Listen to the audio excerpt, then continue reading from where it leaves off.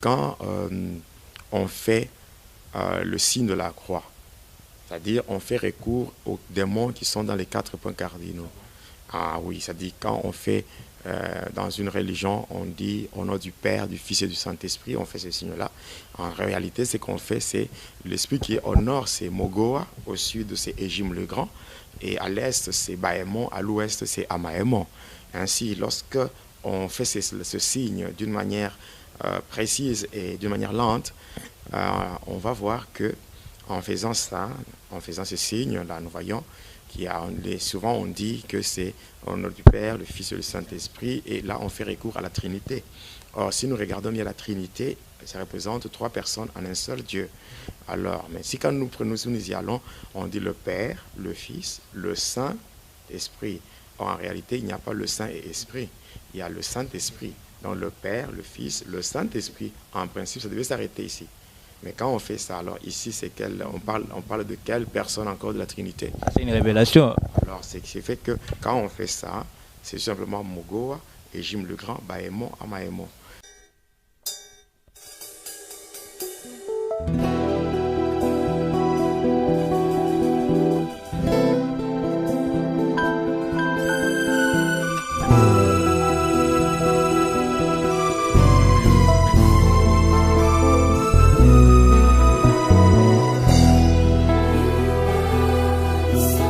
Bienvenue dans votre émission la plus préférée, Kazarema Live.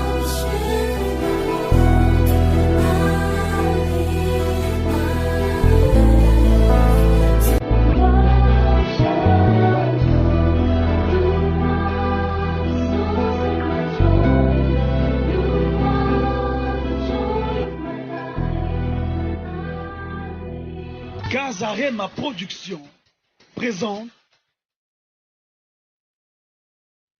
le groupe Cœur d'Alliance. Cœur d'Alliance, le meilleur groupe chrétien de l'année 2014. Toutes catégories confondues.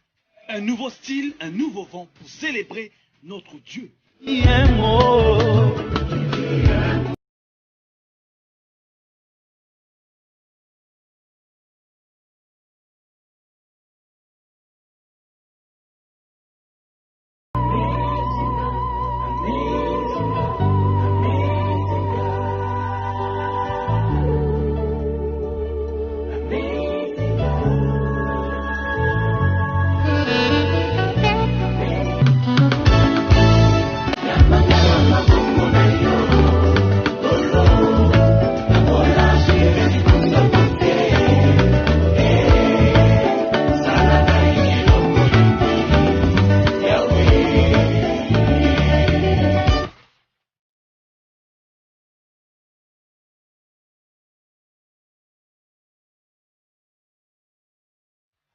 Nazo bipete yaya.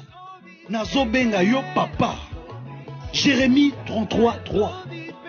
Cœur d'Alliance bientôt dans vos bacs. Cœur d'Alliance. Production, distribution. Signé Kazarema.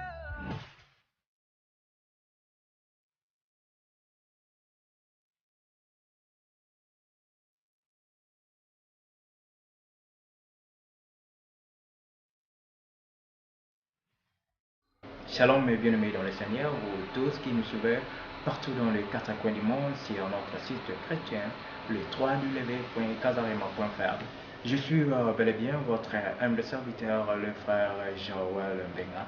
Cet après-midi, dans la ville de Cape Town, je suis très ému de vous recevoir pour la seconde fois l'homme de Dieu, le pasteur Jonas Kutupala.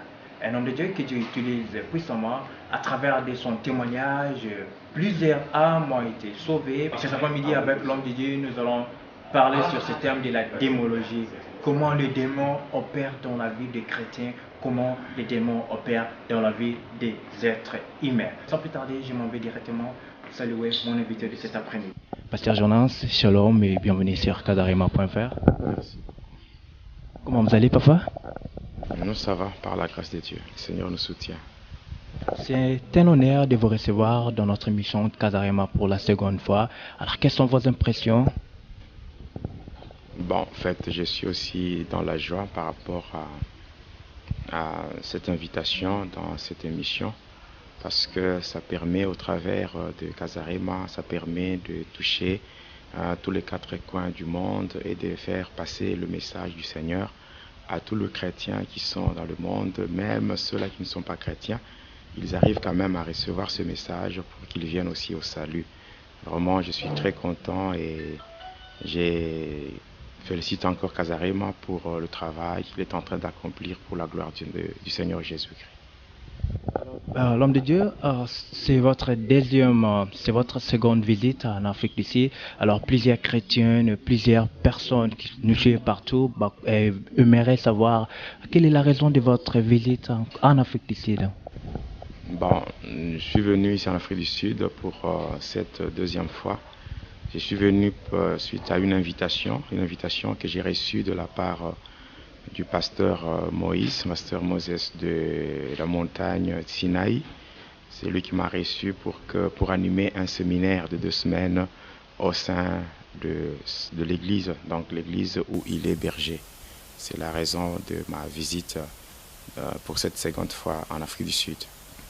L'homme de Dieu, étant que serviteur de Dieu, étant qu'humain d'abord, comment vous vous sentez? Je suis sûr que je suis la première personne à tourner une émission live, on peut dire, sur Internet, parce que votre témoignage a pu passer sur Internet en audio, en version audio, et moi je me suis même déplacé pour aller à Johannesburg, et avec tant de risques, et avec plusieurs obstacles qui s'est passé, mais on a enfin tourné une interview, une émission à live, et ça a été sur YouTube, ça passait par la télé, plusieurs personnes ont été édifiées, et plusieurs gens nous appellent. Ça te fait comment? Par votre témoignage, plusieurs hommes sont sauvés et des gens vous appellent pour vous encourager, pour vous fortifier. Ça vous fait comment? Bon, ça me fait de la joie parce que le Seigneur lui-même, avant son départ pour le ciel, il a dit « Allez partout et faites de toutes les nations mes disciples ». Donc, ça me fait de la joie d'apprendre que beaucoup de gens viennent au Seigneur passant par le témoignage que j'ai donné. Et surtout, ce qui m'encourage, c'est le fait de comprendre l'amour que le Seigneur a témoigné pour moi lorsqu'il m'a tiré dans le bourbier du péché. Moi qui, jadis, j'étais un agent du diable qui conduisait beaucoup d'âmes en enfer, qui induisait beaucoup de gens en erreur. Mais le Seigneur m'a fait grâce et au travers de ce témoignage, je parviens quand même à ramener beaucoup de gens vers le Seigneur. Pour moi, c'est ce que je peux éprouver pour le moment, c'est un sentiment de joie parce que pour moi, je me dis que le Seigneur m'accorde encore une longue vie pour que je puisse travailler encore puissamment pour son œuvre afin de libérer par le témoignage tous ceux-là qui sont vraiment dans le ténèbre, qu'ils viennent à la lumière.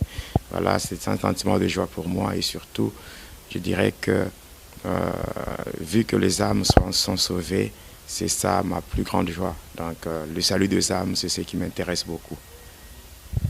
L'homme de Dieu, une autre question, encore une sous-question cela. Après avoir tourné notre toute première émission, je me rappelle encore, il y a eu des attaques impossibles. Juste la nuit qu'on a tourné l'émission et moi, à mon retour à la maison, je me sentais pas, j'ai eu même des insomnies, il y a eu des attaques, j'ai senti de malaise.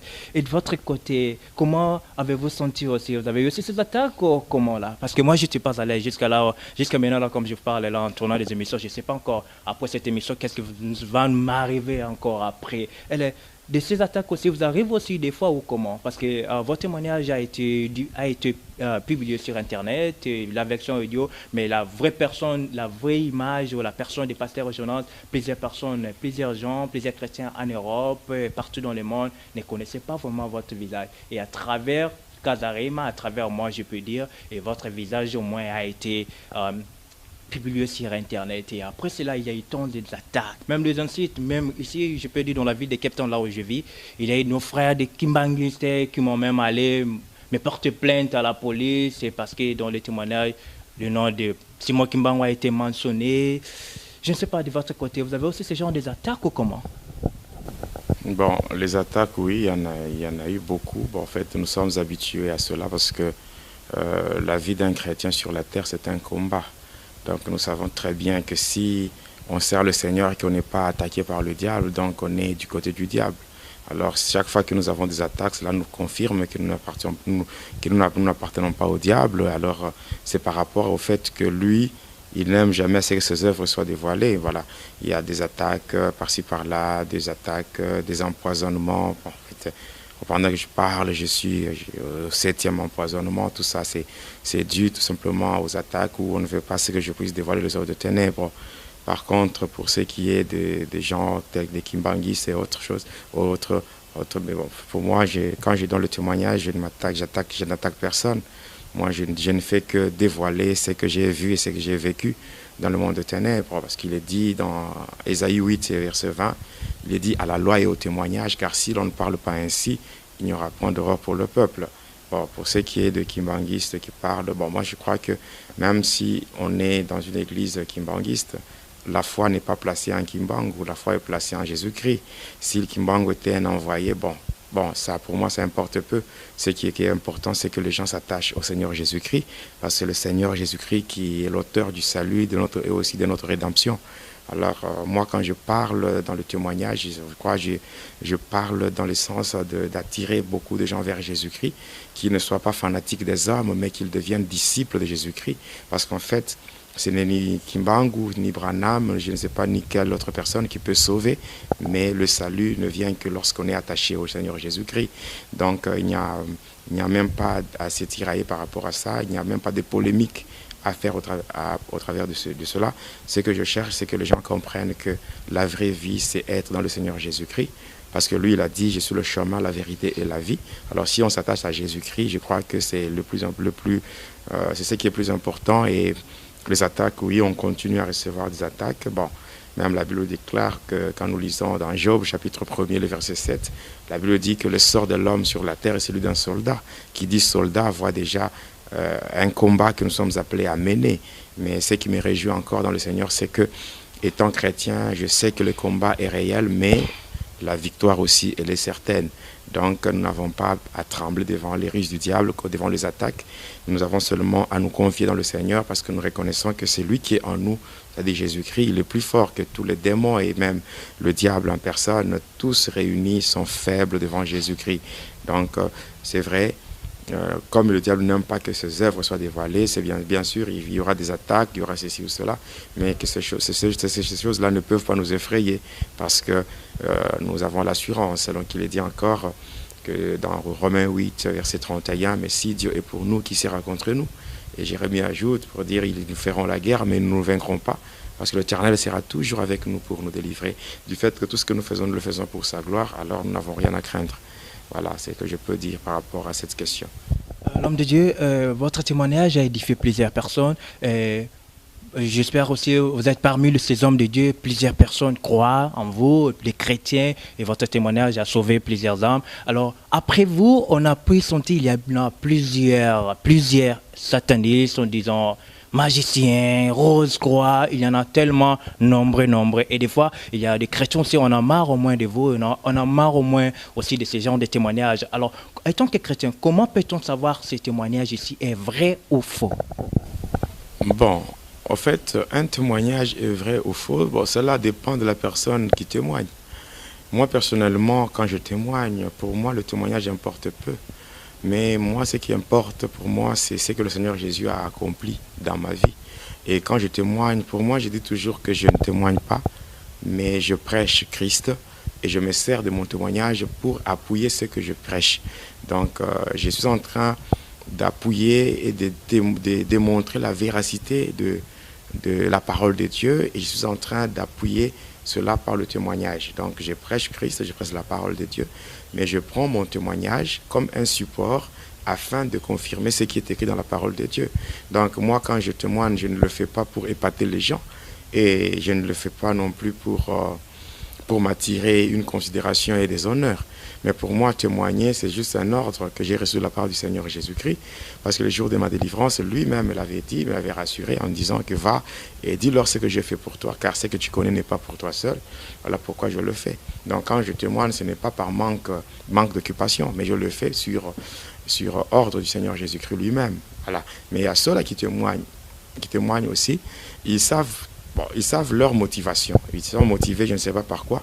Mais moi, pour ma part, je dis bien, ce qui me pousse à témoigner, c'est pour moi une façon d'exprimer ma gratitude vis-à-vis de ce que le Seigneur Jésus a fait dans ma vie. Donc voilà pourquoi je me limite dans ce que j'ai fait et ce que j'ai vu tout ce que j'ai pu expérimenter, c'est ce qui fait même mon témoignage, et non pas chercher à prendre ceci ou ajouter ceci ou retrancher ceci. Non, moi, cela ne m'intéresse pas. S'il y en a d'autres qui se servent du témoignage pour s'attirer des honneurs, ou je ne sais pas, pour épater les gens, pour dire combien ils ont été ils ont occupé des niveaux très élevés dans le monde de ténèbres, pour moi, ça importe peu. Pour moi, je dis toujours qu'il n'y a pas de grands et de petits témoignages. Le témoignage est là pour glorifier Christ. Le témoignage est là pour édifier. Le témoignage est là pour les gens qui obéissent à un ordre du Seigneur Jésus-Christ.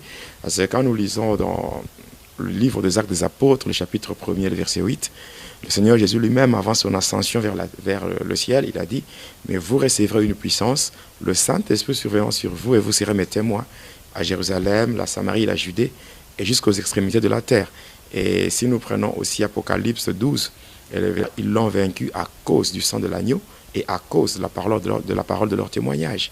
Ésaïe 8, verset 20, qui nous dit « À la loi et au témoignage, car si l'on ne parle pas ainsi, il n'y aura point d'horreur pour le peuple. » Donc ce qui importe, ce n'est pas ce qu'on a pu faire dans le monde de ténèbres, mais ce qui importe, c'est ce que le Seigneur Jésus a fait dans nos vies, et c'est ce qui doit aussi stimuler beaucoup de chrétiens à faire confiance au Seigneur Jésus-Christ, du fait que ce que Jésus a fait dans ma vie, il est capable de le faire dans la vie de quiconque croit en lui et qui se donne totalement au Seigneur pour le suivre comme Seigneur et Sauveur. Et c'est ce que moi je peux dire. S'il y en a d'autres qui sont là pour témoigner afin, je ne sais pas, d'amuser les gens, de s'attirer des honneurs, et tout, là c'est vraiment leur problème, parce que moi je reconnais aussi que le salut est individuel, ce que je fais, tout ce que nous faisons sur cette terre, tout ce que nous faisons sous le soleil, un jour il y aura un jugement, nous aurons des comptes à rendre auprès du Seigneur. Et surtout quand vous témoignez des histoires qui ne sont pas correctes, des choses qui sont fausses, vous vous moquez du Seigneur, vous vous moquez même de brebis que le Seigneur a rachetées par son sang à la croix de Golgotha. Moi je crois que nous devons être sérieux, nous devons avoir la crainte de Dieu. Si nous avons quelque chose à transmettre au peuple de Dieu, nous le faisons selon les instructions reçues de la part du Seigneur, et non pas le faire pour qu'on s'attire des éloges ou quoi que ce soit. Ça, c'est vraiment un danger, c'est s'exposer à un grand danger par rapport au Seigneur. Voilà. Merci l'homme de Dieu, merci pour cette réponse. Alors, il y en a aussi plusieurs magiciens satanistes qui témoignent, qui nous disent qu'ils ont vaincu en enfer. Est-ce que l'enfer existe d'abord? Oui, l'enfer existe. Oui. À ce moment aussi, j'ai déjà expérimenté cette étape aussi du monde de ténèbres. J'ai déjà aussi vu l'enfer. C'est vraiment une réalité. Alors, quelle est la différence entre l'enfer et le monde astral? Bon, le monde astral, c'est en fait l'enfer, c'est la Géhenne. Quand on parle dans la Bible, on parle de la Géhenne, c'est-à-dire le lac de feu, de soufre, et c'est les lieux où on jettera tous ceux-là qui passeront au jugement et qui seront condamnés. Donc, c'est ce qu'on appelle la seconde mort. Mais pour ce qui est du monde astral, le monde astral, c'est juste un monde où vont tous ceux-là qui meurent, je dirais, loin du Seigneur Jésus-Christ, qui meurent dans le péché, c'est-à-dire après la mort. Ils se retrouvent là-bas, et j'ai parlé dans mon témoignage, j'ai expliqué les différentes parties qui constituent le monde astral, c'est-à-dire il y a le quartier des esclaves, où vont tous les païens, c'est-à-dire ainsi que le chrétien hypocrite.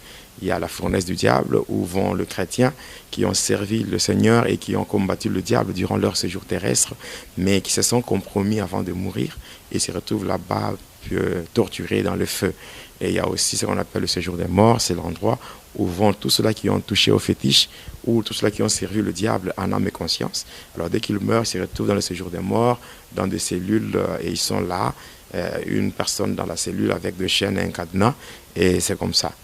Donc c'est ça la différence entre l'enfer. Jusqu'à présent, l'enfer n'est pas encore inauguré, parce que ça sera, je dirais, l'antéchrist et les faux prophètes qui seront le premier candidat qui vont inaugurer l'enfer. Donc jusqu'à présent, si les gens meurent dans le mal, ils vont dans le monde astral. Donc c'est ça. Amen. C'est cette réponse que moi j'attendais parce qu'il y en a, parce qu'on n'a pas encore, on n'a pas encore vécu le jugement et comment les gens peuvent aller passer à l'écran et dire que j'étais en enfer. C'est un peu bizarre, un peu louche de cette côté-là. Merci pour cet éclaircissement. Alors notre émission de cet après-midi, nous allons parler sur la démologie. Et alors comme vous avez moi aussi vécu ce côté-là, alors avec la grâce de Dieu, nous espérons que nous allons un peu bien parler et nous allons passer un bon moment ensemble avec vos l'homme de Dieu. Alors, ma toute première question, ça sera, est-ce que pouvez-nous nous parler de différentes portes d'entrée, de différentes portes d'entrée des démons dans la vie d'une personne? Oui, en fait, les portes sont nombreuses. Ça dépend du domaine, parce que quand on parle de la démonologie, bon, on voit comment la manifestation des démons, comment ils entrent dans la vie de l'homme et tout ça. Il y a plusieurs portes, mais ça dépend du domaine, le domaine ciblé. Il y a les démons qui entrent dans les domaines, il y a des portes dans les domaines religieux, il y a des portes dans les domaines spirituels, il y a des portes dans les domaines, je dirais, de la subconscience, de l'inconscience. Donc, je dirais, il y a plusieurs domaines, les domaines verbaux, les domaines sexuels. Il y a aussi, il y a tellement plusieurs domaines, mais s'il faut parler de portes, il faut d'abord commencer par cibler de quel domaine il s'agit. Et c'est de cette façon-là qu'on peut, il y a même le domaine physique, le domaine mental. Les démons peuvent s'infiltrer parce qu'eux aussi, ils savent comment fonctionne l'homme. Et par là, ils s'arrangent pour s'infiltrer dans la vie de l'homme. Il y a aussi, par exemple, dans le domaine spirituel, nous avons par exemple les noms.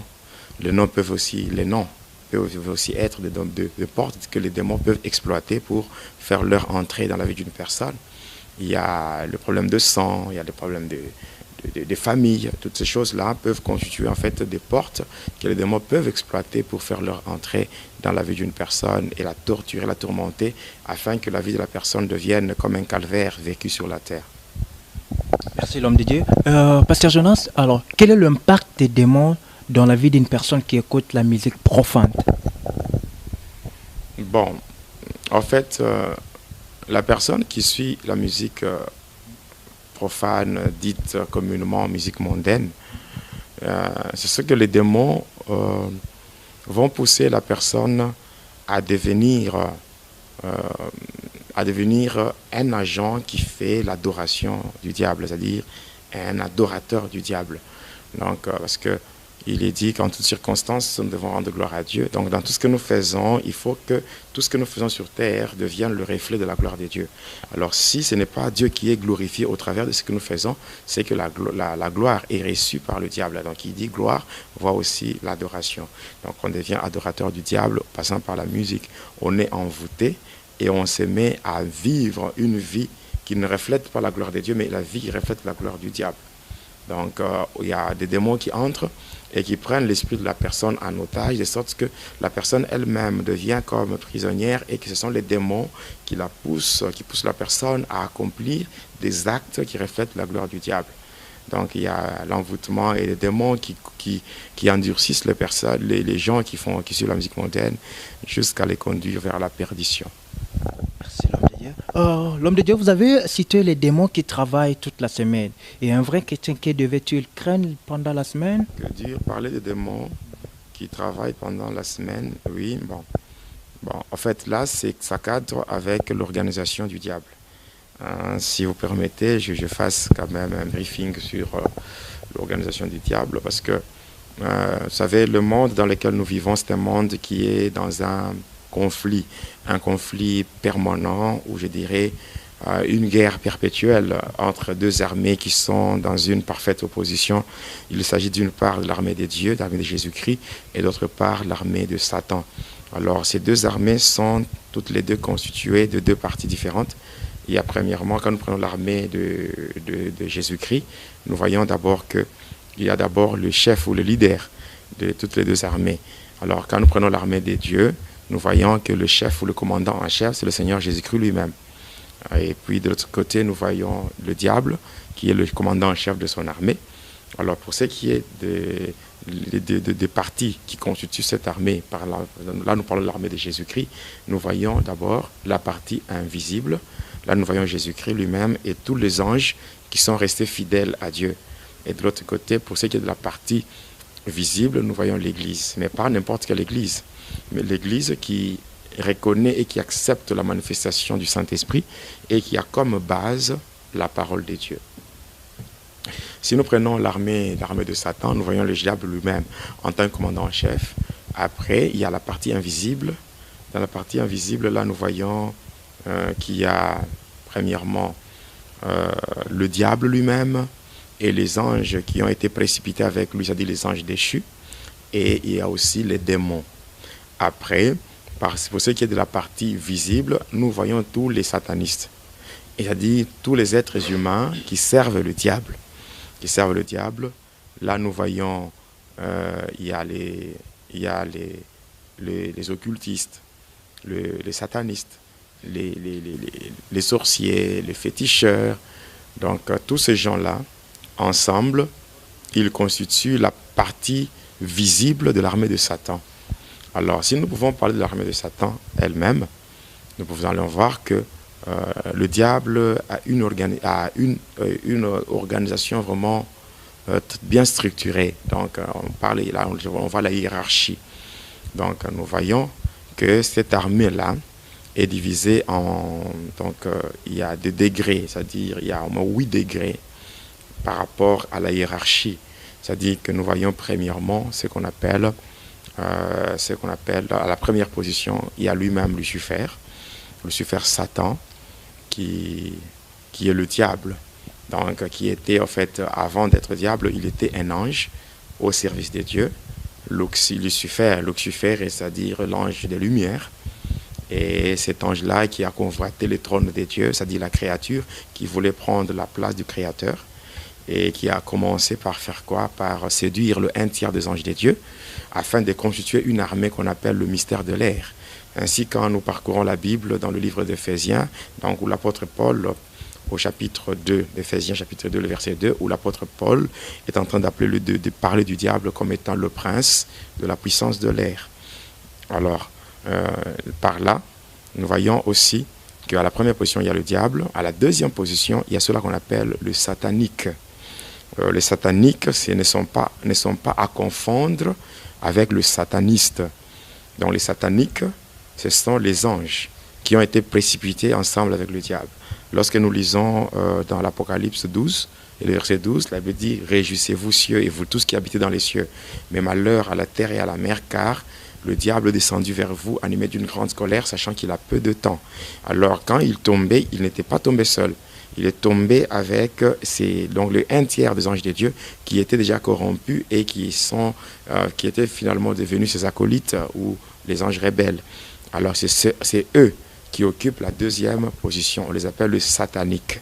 Par contre, les satanistes, ce sont des êtres.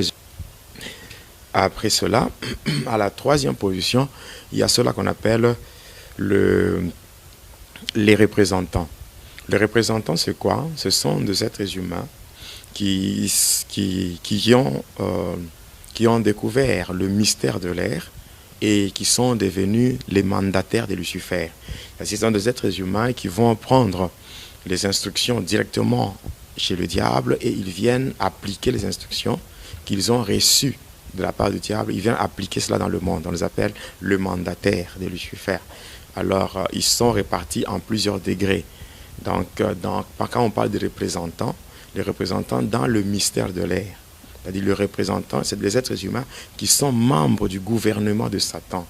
Alors, ils sont répartis en 7 degrés. Il y a le premier degré, le deuxième, le troisième, jusqu'au 7e. Le degré le plus élevé, c'est le premier degré, suivi du deuxième, jusqu'au 7e degré. Le 7e degré qui est le degré le plus bas, ou le degré inférieur. Alors, et ces gens-là, ils ont le pouvoir de se métamorphoser. Ils ont le pouvoir de devenir comme des fantômes. Ils ont le pouvoir de se transformer et de prendre certaines formes. Certaines formes, donc, par rapport aux différentes formes d'incarnation. Alors, ce sont ces gens-là. Alors, moi aussi, quand j'ai servi le diable, j'étais aussi membre du gouvernement de Satan parce que j'étais le représentant du 3e degré dans le mystère de l'air. Alors, ça, c'est la 3e position. La 4e position, elle est occupée par cela qu'on appelle le pouvoir diabolique.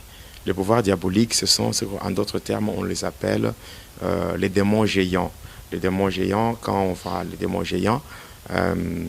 démons géants, spirituellement, on peut les comparer aux fils d'Anak, donc les Anakim.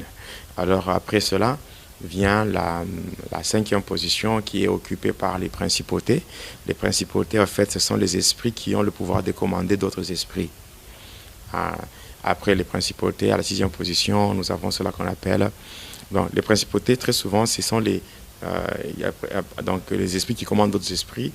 À la 6e position, nous avons ce qu'on appelle les esprits servants ou les esprits errants, c'est-à-dire les démons. Ce sont les esprits des êtres humains qui sont morts dans le mal et qui ont manqué où aller. Alors on les rassemble et ce sont là qu'on appelle vraiment les démons. Après cela viennent à la 7e position ceux-là qu'on appelle les esprits méchants ou les esprits des morts. Ce sont les esprits qui sont chargés uniquement pour tuer. Et après, à la 8e position, il y a ceux-là qu'on appelle les forces démoniaques de Lucifer. Ce sont les esprits qui s'incarnent même dans les êtres humains, qui peuvent habiter dans l'homme. Quand on peut parler d'une personne qui a de tels démons, on peut parler de ce qu'on appelle la personne est possédée, la personne est démoniaque ou la personne est démonisée. Les esprits sont en eux, on peut le chasser et même certains sorciers peuvent utiliser ces esprits pour s'incarner dans les gens. Là, nous parlons de ce qu'on appelle l'incarnation des esprits humains. Alors, si nous retournons sur les sataniques, nous voyons très bien que pour ces sataniques-là, ils sont vraiment très nombreux. Alors, sur ces esprits, ces anges-là rebelles, le diable avait pris au moins un groupe de anges, un nombre précis, un nombre de 144 000, et c'est avec ces 144 000, il a formé ce qu'on appelle, il a formé son gouvernement. Alors, à partir de là, comme quand nous lisons dans la Bible, nous voyons dans Galates 5, 22, nous voyons les 9 formes de l'esprit de Dieu, les 9 formes de l'esprit de Dieu. Et le diable aussi voulait créer le 9 fruits de l'esprit diabolique. Voilà pourquoi il a fait la sommation de chiffres qui constituent le nombre de ses anges, c'est-à-dire quand nous prenons 144 000, quand nous faisons la sommation de chiffres, nous voyons 1 plus 4 plus 4 plus 0, 0, 0, ça nous donne 9. Et ce qui fait que ça donne le 9 fruits de l'esprit diabolique. Et après cela, qu'est-ce que le diable a fait? Il a encore pris sur les 144 000, il en a pris 72. Et les 72 là, on les appelle les 72 dieux. Et il les a répartis en 9 catégories, ou le 9 fruits de l'esprit diabolique. Et dans certaines églises, dont je préfère taire le nom, on les appelle les 9 cœurs des anges. Alors, il y a ce qu'on appelle les 9 catégories. La première catégorie, c'est ce qu'on appelle les séraphins. Deuxième catégorie, les chérubins. Troisième catégorie, il y a les vertus. Quatrième catégorie, il y a les trônes. Après, suivi par les puissances. Après, les dominations.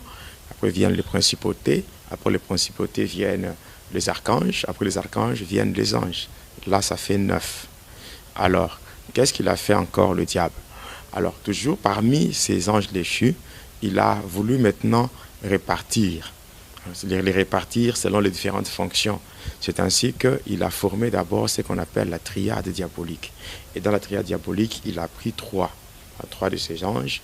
Le premier ange, il est chargé de ce qu'on appelle de précipiter la mort et conduire les âmes dans le monde astral. Et celui-là, on l'appelle Nickel. Nickel, on l'appelle encore Nickel ou Apollyon. Il y a le deuxième, c'est celui qui est chargé de la destruction, donc le mystère de la destruction, détruit la capacité divine placée dans l'homme. On l'appelle Calibos. Donc on l'appelle Calibos. Et après, il y a le troisième qui prend l'apparence féminine. C'est la reine du ciel. hein, la reine du ciel, que le diable, qui travaille avec le diable pour le progrès rapide de la technologie et de l'information, de l'informatique, pardon. Alors avec ça, nous voyons aujourd'hui quand on voyait le progrès rapide de la technologie, de l'informatique, c'est avec ça. Et c'est avec ça que le diable parvient à contrôler beaucoup de gens au travers de l'Internet. L'Internet avec la marque de la bête de 666. Il y a aussi le problème de téléphone. Il y a, donc à partir de ça, le diable fait cela. Et en observant bien ce qui s'est fait chez le diable, sincèrement, quand j'ai servi le diable, même maintenant que je sers le Seigneur, je reconnais sincèrement que le diable est puissant. Et ça, c'est vrai, parce qu'il est bien organisé, il est vraiment puissant. Mais ce qui fait ma joie, c'est que malgré que le diable est puissant, mais le Seigneur Jésus-Christ, il est le tout-puissant. Et puis, maintenant, l'armée du diable, ou le pouvoir du diable, le diable l'a réparti en 3 parties. À diviser cela en 3 parties, il y a premièrement ce qu'on appelle la divinité de Satan, qui est suivi par la royauté de Satan, et enfin le ministère de Lucifer et des démons. Quand nous voyons la divinité de Satan, c'est-à-dire que le diable, il s'est fait passer comme étant Dieu. Donc, devant tous les anges qui sont tombés avec lui, le diable, il s'est fait passer comme étant Dieu, et ces anges-là lui rendent l'adoration. Et de l'autre côté, il y a la deuxième des choses, c'est ce qu'on appelle la royauté de Lucifer. Alors, de la même manière, le Seigneur Jésus-Christ, il est notre roi. Le diable veut aussi imposer sa royauté sur cette terre. Et par rapport à cela, le diable a déjà placé dans les 4 coins du monde des démons qui ont pour but de renforcer le pouvoir du mal dans le monde afin que les gens commencent à rendre gloire au diable. C'est ainsi que quand nous lisons le psaume 75 à partir du 6e verset jusqu'au 7e, il est dit ceci: ce n'est ni de l'Orient, ni de l'Occident, ni du désert que vient l'élévation, mais l'élévation est de l'Éternel. En d'autres termes, nous pouvons dire l'élévation ne vient ni de l'Orient, ni de l'Occident, mais l'élévation est de l'Éternel. Pourquoi est-ce que le Seigneur, pourquoi notre Dieu a pu révéler cela aux psalmistes? C'est justement parce que, à l'Orient, le diable a déjà placé un démon qu'on appelle Baémon, à l'Occident, un démon qu'on appelle Amaémon. Alors, si nous prenons les 4 points cardinaux, nous avons le nord, le sud, l'est et l'ouest. Et à partir de là, nous voyons très bien que quand nous prenons les 4 points cardinaux, nord, sud, est et ouest, si nous parlons en d'autres termes ou dans un autre français, nous voyons que le nord, on appelle ça le septentrion, le sud c'est le midi, l'est c'est l'Occident et l'ouest, dans l'est c'est l'Orient et l'ouest c'est l'Occident. Ainsi, quand on fait le signe de la croix, c'est-à-dire on fait recours aux démons qui sont dans les 4 points cardinaux. Ah oui, c'est-à-dire quand on fait dans une religion, on dit au nom du Père, du Fils et du Saint-Esprit, on fait ces signes-là. En réalité, ce qu'on fait, c'est l'esprit qui est au nord, c'est Mogoa, au sud, c'est Égime le Grand, et à l'est, c'est Baémon, à l'ouest, c'est Amaémon. Ainsi, lorsque on fait ce signe d'une manière précise et d'une manière lente, on va voir que en faisant ça, en faisant ce signe-là, nous voyons souvent on dit que c'est au nom du Père, le Fils et le Saint-Esprit, et là on fait recours à la Trinité. Or, si nous regardons bien la Trinité, ça représente 3 personnes en un seul Dieu. Alors, mais si quand nous y allons, on dit le Père, le Fils, le Saint-Esprit. Or, en réalité, il n'y a pas le Saint et Esprit, il y a le Saint-Esprit. Donc le Père, le Fils, le Saint-Esprit, en principe, ça devait s'arrêter ici. Mais quand on fait ça, alors ici, on parle de quelle personne encore de la Trinité? C'est une révélation. Alors, c'est fait que quand on fait ça, c'est simplement Mogoa, Égime le Grand, Baémon, Amaémon. Et avec ça, on est en train d'induire beaucoup de gens en erreur. Beaucoup de gens en erreur du fait que, vous savez, l'homme en soi, l'homme est tripartite. C'est-à-dire que l'homme est constitué du corps, qui est cette enveloppe charnelle, suivi de l'esprit, qui est la force qui fait mouvoir le corps. Et ensuite, il y a ce qu'on appelle l'âme. L'âme, c'est le domaine de la volonté et de la décision. Alors, qu'est-ce qui se fait? Lorsque l'homme fait ce signe-ci, ce sont les 4 démons-là qui sont invoqués et qui pénètrent dans la personne. Ce n'est pas seulement au travers de ce signe-ci, c'est aussi par rapport au signe qu'on appelle, le signe qu'on arrive à graver sur le visage des gens le jour de mercredi de cendre. En soi, qu'est-ce qui se fait? qu'est-ce que c'est fait? Beaucoup de gens croient que lorsqu'il y a, il y a cette messe de mercredi de centre, on parle de ces jours-là, on parle de la pénitence et toutes ces choses, on dit que non, les acolytes doivent aller chercher le rameau de l'arrière-saison. Ils doivent venir, ils brûlent, et dès qu'il y a la cendre, ça sera mélangé avec un peu d'huile d'olive, et c'est ce qu'on va graver sur le visage des gens. Mais en réalité, ce n'est pas ça. En réalité, c'est quoi? Quand la messe se fait, les acolytes s'amènent avec un vase qui contient la cendre provenant de la calcination des rameaux, mélangée avec un peu d'huile d'olive. C'est ça, quand ils amènent, le prêtre va faire un signe. Il va faire un signe de la croix. Question de bénir la cendre. Il va faire recours à ces 4 esprits. Alors il va faire ces signes, il va faire ça. Alors quand il fait ça, c'est encore Mogo et Jim le Grand, Baémo, Maémon, ce qui fait qu'il y a un voile d'aveuglement du côté, du côté de la sacristie, c'est-à-dire l'endroit où le prêtre s'habille et tout. Il y a une pierre blanche qui va s'ouvrir, qu'on appelle le pétras, et passant par cette pierre, il y a maintenant communication avec le monde des cimetières. Cela veut dire quoi? Quand on parle de la communication avec le monde des cimetières, c'est que dans le monde des cimetières, on prend les ossements humains. Avec qui ces côtés-là? Parce que moi, quand j'étais sataniste, je suis passé dans la magie catholique, qu'on appelle la magie sainte. Mon père spirituel, qui m'avait initié cette magie, on obtient une cendre et on mélange avec un peu d'huile d'olive. Lorsque le prêtre fait ça, les démons entrent aussi les démons, ils entrent aussi dans le temple, là-bas, et ils changent. Ils prennent les rameaux, ils prennent la cendre provenant des rameaux que les acolytes ont apportés, et à la place, ils laissent la cendre qui provient de la calcination des ossements humains. Et là, les gens se mettent en file, et le prêtre doit passer, il tient debout, les gens passent, et lui doit graver sur leur visage le signe de la croix, et qui contient toujours les 4 points qu'on appelle encore le point, donc la croix kabbalistique, où je dirais, en d'autres termes, les 4 points sont là. Et en gravant cela, il dit, tu es poussière, tu retourneras à la poussière. Mais quand il dit ça, c'est ce que les êtres humains entendent. Mais en réalité, ce qu'il déclare, il dit, tu es mort dans notre magie et tu deviens esclave de la mort. C'est comme ça. C'est ainsi que beaucoup de gens se retrouvent avec cela. Ils se retrouvent que leur étoile se retrouve étouffée par cette marque qu'on met sur leur visage. Et non seulement ça, les esprits ou les démons entrent dans la personne et ils vont prendre l'âme et la prendre en otage. Cette âme sera conduite directement dans ce qu'on appelle le monde Armstrong, qui est le département de la magie catholique, qu'on appelle en d'autres termes le domaine marial. Et à partir de là, on va acheminer en passant par le Santeria, on va aboutir dans le Présidium. Le Présidium n'est autre que la prison de Marie-Marguerite, où les âmes se retrouvent emprisonnées. Et une fois que les âmes se retrouvent emprisonnées, et comme l'âme, c'est le domaine de la volonté, la décision, c'est ainsi que c'est difficile pour un chrétien catholique de pouvoir quitter le catholicisme, même si on lui prêche la vérité. Il ne saura pas se décider parce que son âme, où se trouve sa volonté, sa décision, se retrouve emprisonnée. Alors, c'est un peu ça. Alors, une fois que ça se retrouve emprisonné, la personne ne sait pas décider, ne sait pas prendre la décision. Bon, là, c'est par rapport à ces esprits-là. C'est-à-dire, je venais de dire clairement que,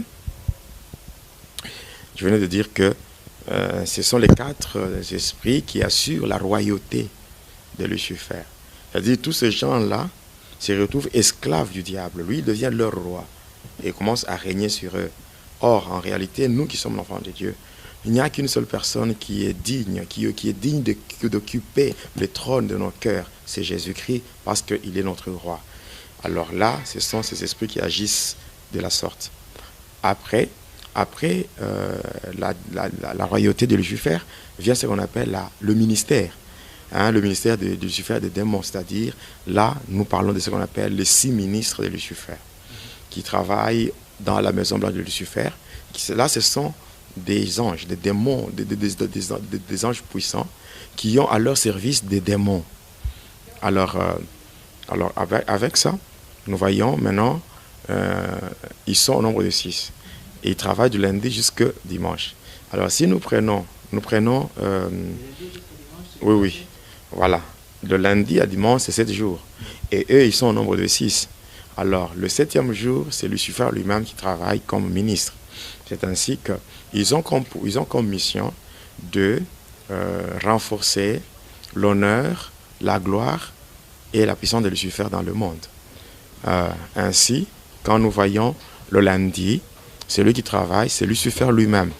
Il travaille de 23h à minuit et puis de 3h à 4h du matin. Là, ce sont les heures de pointe. Donc, d'abord, eux tous, ils travaillent 24 heures sur 24, mais les heures que je suis en train de citer, ce sont les heures de pointe où ils prennent des décisions pour commencer leurs opérations. Alors, il y a le lundi, c'est Lucifer. Il travaille de 23h à minuit et puis de 3h à 4h du matin. Et avec comme mission, donc, c'est la destruction dans tous les domaines. C'est ainsi quand nous voyons dans Jean 10, le Seigneur Jésus parle de Lucifer, du diable, il dit, mais le voleur ne vient que pour dérober, égorger et détruire. Voilà pourquoi le lundi, c'est vraiment un jour où on sent qu'il y a une lourdeur. Et il y a des gens qui parlent de la lendiose, mais en réalité, ce n'est pas la lendiose, c'est le jour où le diable lui-même en personne travaille. Il y a le mardi, celui qui travaille le mardi, c'est Nabrot. Nabrot, il travaille de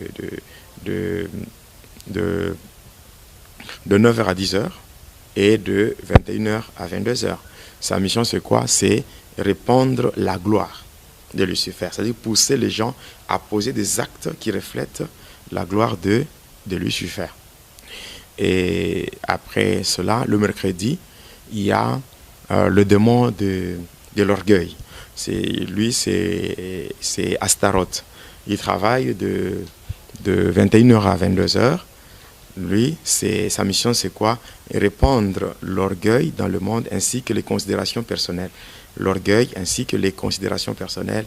Il pousse les gens à avoir le gros dos, les gens qui aiment toujours se mettre en évidence. Quand ils arrivent quelque part, il faut que tout le monde comprenne qu'ils sont là.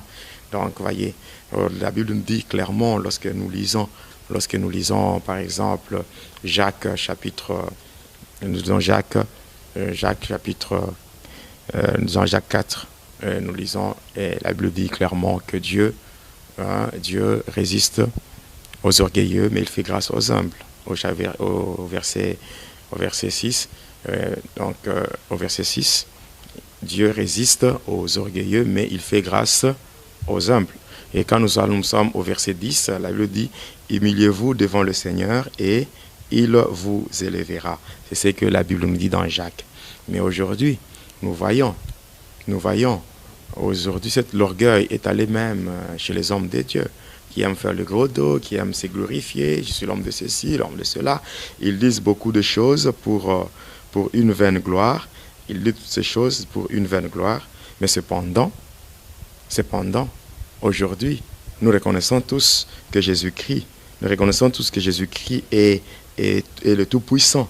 Mais quand nous regardons bien ce que la Bible nous dit, elle nous dit que Jésus-Christ lui-même, quand nous lisons Philippiens chapitre 2, à partir du 8e verset, nous descendons, il est dit qu'il s'est rendu lui-même obéissant jusqu'à accepter la mort honteuse de la croix. C'est ainsi que Dieu l'a souverainement élevé et lui a donné un nom qui est au-dessus de tout nom, afin qu'au nom de Jésus-Christ, tout genou fléchisse et toute langue confesse que Jésus est Seigneur.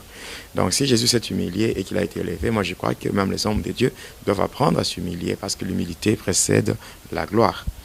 Ouais. Alors nous voyons le jeudi, il y a le démon de la division, de la séparation. Il s'appelle Akam, il travaille de 9h à 10h, de 21h à minuit, et puis de 3h à 4h du matin. Il s'appelle Akam. Sa mission, c'est quoi? C'est propager la haine dans le monde et les divisions dans les familles ainsi que dans les églises. Après cela, nous voyons le vendredi, il y a un démon qui s'appelle Béké, qui travaille de 23h à minuit. Le Béké, c'est le démon, c'est-à-dire, sa mission, c'est quoi? C'est de tourner les hommes dans l'œuvre de Dieu et les soumettre aux richesses et à la considération de ce monde. C'est-à-dire empêcher les gens de ne pas vraiment attacher une grande importance à l'œuvre de Dieu. Des gens qui aiment d'abord mettre leurs affaires, leurs activités en première position, et Dieu vient après. Et tout cela pour que les gens soient attachés aux choses de ce monde et même à la richesse. Ils aiment beaucoup ça. Mais ils ont peu de temps à consacrer au Seigneur. Et le samedi, il y a deux démons. Le premier, il s'appelle Nabam. et le deuxième s'appelle Sankai. Donc Nabam, donc il travaille de 21h à minuit. Quand vous regardez bien, vous allez voir, premièrement, le premier démon c'est Nabam, c'est celui qui pousse les gens, le démon qui pousse les gens au végétariat, au charme, tout. Donc le démon là qui pousse les gens à ne pas accepter les conseils, mais qu'ils puissent accepter les conseils juste quand ils verront les conséquences fâcheuses de leurs actes. C'est-à-dire, vous prodiguez des conseils à quelqu'un, il ne peut pas comprendre, c'est seulement quand il tombe dans des conséquences et que les conséquences commencent à les corriger. Comme on dit toujours que quelquefois les conséquences corrigent mieux que les conseils. Or, nous qui sommes enfants de Dieu, ce ne sont pas les conséquences qui doivent nous corriger, mais nous devons être habités par l'obéissance. Comme la Bible nous dit dans 1 Samuel 15, 22, la Bible dit que l'obéissance vaut mieux que le sacrifice. Alors, le deuxième là, c'est Asankai, les démons de la musique. C'est-à-dire que c'est lui qui pousse les gens à être vraiment fanatiques de la musique mondaine. Comment envoûter les gens. Et je dirais aussi Nabam, c'est celui qui, le démon du végétarien Nabam, il pousse les gens, surtout les jeunes gens aujourd'hui, à porter des pantalons sans ceinture, à des jeunes sœurs qui s'habillent très mal, ou même dans les églises, nous voyons des gens qui s'habillent comme des vedettes, où la crainte de Dieu n'est plus vécue comme il se doit. Nous voyons des jeunes gens qui se font tresser, qui ont des cheveux tressés, et toutes ces choses-là qui aiment paraître au lieu d'être. Et toutes ces choses-là, c'est ce démon qui s'occupe de ça. Et aussi, Achiel, lui, c'est le démon de la musique, où nous voyons beaucoup de ceux-là qui font la musique mondaine, que ce soit le musicien congolais, le musicien européen, ou bref, tous ceux-là qui font la musique mondaine, dite profane, ils tirent leurs inspirations et ils sont dotés de plusieurs démons qui leur donnent des succès. Et tous ceux-là qui s'attachent à ces genres de musique se retrouvent envoûtés, possédés, où ils n'ont pas le temps de vraiment méditer la parole de Dieu, de marcher dans la crainte de Dieu. Ils se retrouvent toujours embobinés dans ces histoires-là insensées. Et le dimanche, c'est le démon de la pauvreté, c'est-à-dire Achiel, le démon de la pauvreté qui empêche les gens à offrir à Dieu, qui crée la lourdeur. Lorsqu'on est dans l'église, arrivé au moment des offrandes, les gens deviennent froids, les gens deviennent lourds, ils commencent à se poser mille et une questions, parce que ces démons-là, c'est des démons de la pauvreté qui aiment bloquer les gens dans la pauvreté. Bloquer les gens dans la pauvreté, parce que, vous savez, Dieu, c'est un Dieu de principe. Il y a la loi de sémaille et moisson. Donc, lorsqu'on sème, on doit moissonner. Avec Dieu, il faut savoir donner ce qu'on a pour avoir ce qu'on n'a pas. Donc, par rapport aux offrandes, il y a beaucoup de gens qui n'aiment pas offrir à Dieu.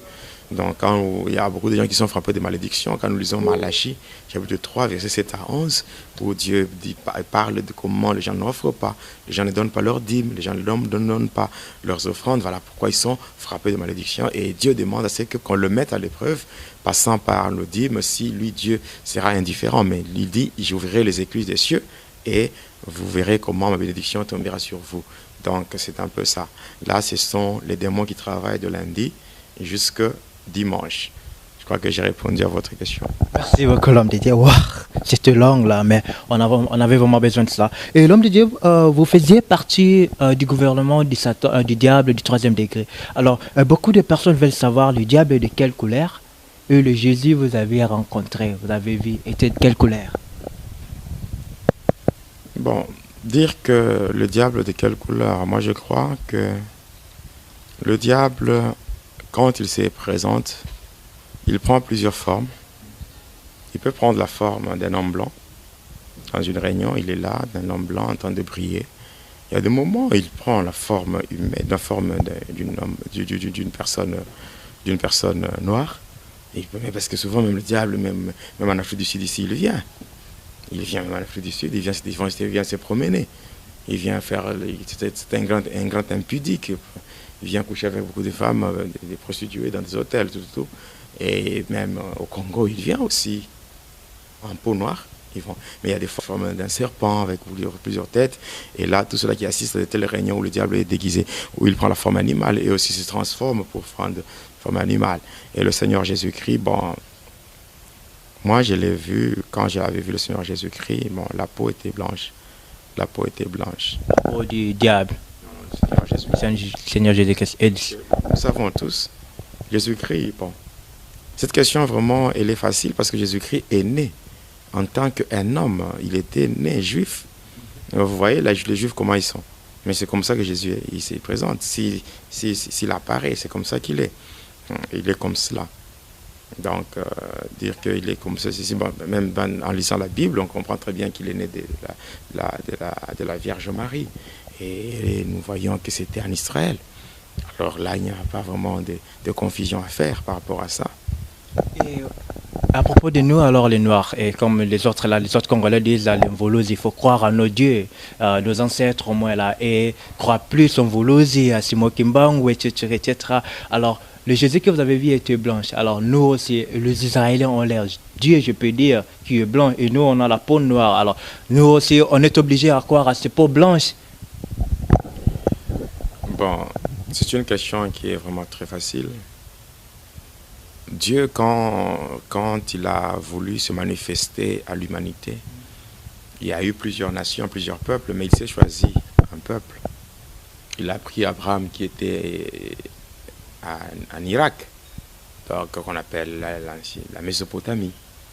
Dans la ville d'Our, il a pris de là et puis il a marché avec Abraham jusqu'à ce qu'il a fait sortir d'Abraham un peuple qu'on appelle le peuple d'Israël. C'était comme une référence.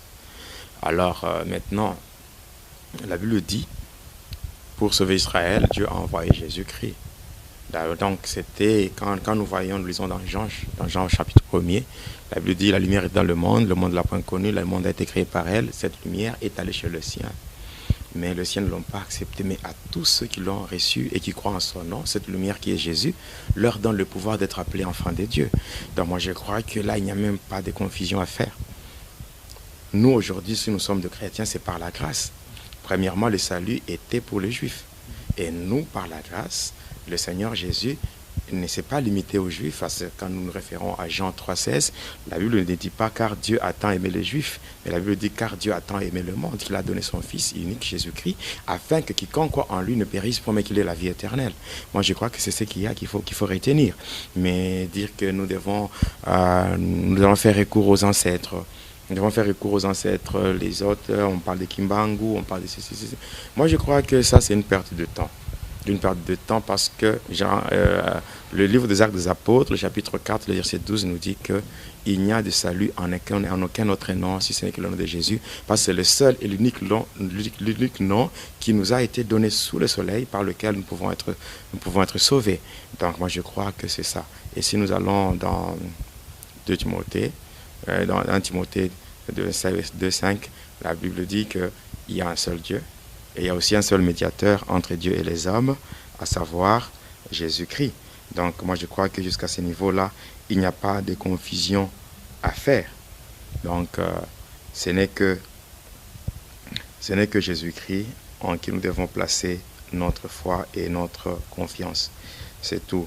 Donc l'histoire des ancêtres là, dans 1 Timothée, comme je viens de le dire, dans 1 Timothée chapitre 2, verset 5, la Bible dit car il y a un seul Dieu et il y a aussi un seul médiateur entre Dieu et les hommes, Jésus-Christ, à savoir Jésus-Christ homme. Donc c'est très clair, les ancêtres, c'est induire en erreur. Donc il faut suivre seulement Jésus-Christ. Merci beaucoup, l'homme de Dieu. Pasteur Jonas, concernant vous, étant donné que vous étiez sorti hors du ventre de votre mère, vous avez vécu dans le monde astral avant même que vous veniez au monde terrestre. Que pouvons-nous penser de vous? Seriez-vous un démon ou un mi-démon ou un mi-homme? Comment?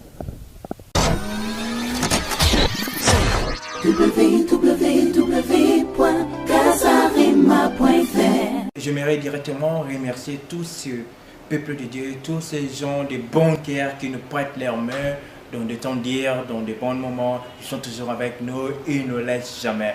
Et j'aimerais vais directement saluer ma maman Sarah Tamboué à Londres et le bébé David. Maman, je suis vraiment reconnaissant. Je suis vraiment reconnaissant envers vous. Merci pour tout ce que vous faites. Merci pour des conseils. Que le Seigneur Dieu vous bénisse abondamment. Et sans plus tarder, je m'en vais aussi saluer Papa Dola à Londres aussi. On est toujours à Londres. Papa Dola à Londres. Et Coco Jaco. Sans oublier maman Élisée Ngoussani, l'épouse de Papa Dola. Et à mon réalisateur de tous les jours. Là, je ne peux pas Je ne pourrais pas finir l'émission sans pourtant lui remercier aussi le frère Pichou. Voilà, il est toujours avec nous.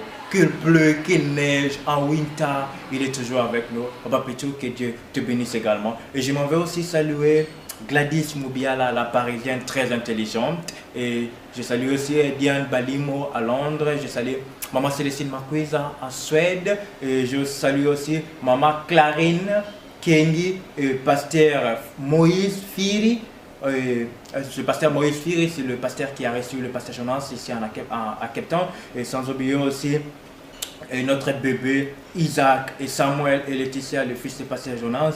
Et sans oublier Maman Lydie Pala, l'épouse du pasteur Jonas Kotopala. Et l'église Eklisha, l'église évangélique Christ notre salut à Lubumbashi, l'église dont le pasteur Jonas dirige. Et je m'en vais aussi saluer nos frères de Cœur de Lance. Leur album va sortir c'est fin du mois sur Kazarema. Restez branchés. Vous avez vu les tournages des clips, Que tout l'univers et d'autres chansons. Vous serez vraiment bénis par cet album Alliance, je vous garantis.